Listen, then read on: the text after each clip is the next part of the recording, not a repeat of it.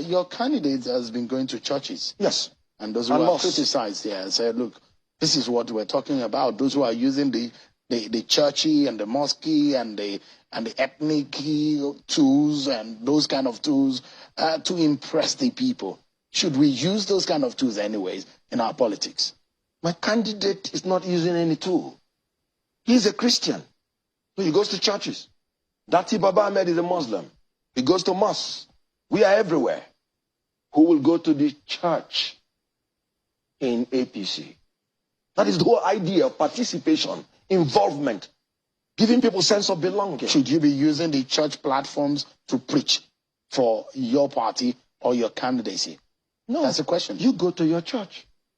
And that when he goes to church, I'm asking he goes to worship God. I mean, because yes. Equity, I mean, you have explained that tonight, that you don't think that ethnicity and religion should be brought into our politics. But the question is that your candidate is seen going to churches also. Should we be using these religious platforms at all for any form of politicking?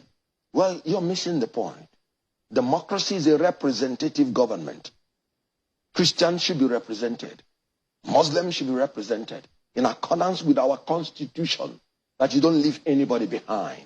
Peter Obi goes to church to worship God, does not go to church to campaign for politics. Just like Dati Ahmed goes to mosque to worship God. And that is the beauty of participation.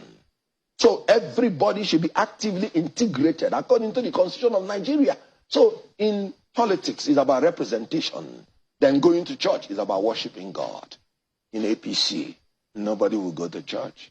In the presidency, to worship God, unfortunately. And it's unacceptable to Nigeria. The Nigerian constitution, the Nigerian people. And the Northern Christians are rightly rejecting that ticket.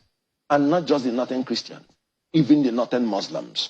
Because in Islam, the worship of God, there are 4 reasons for the writing of the Quran, but I'll just take one, which is the promulgation of the worship of God and the essentials of justice. In Islam, it is not allowed that you should denigrate or destroy the integrity of any religion or any party. In any multinational, multi-religious society, Islam welcomes justice. No true Muslim will support APC Muslim ticket, and you can quote me on that.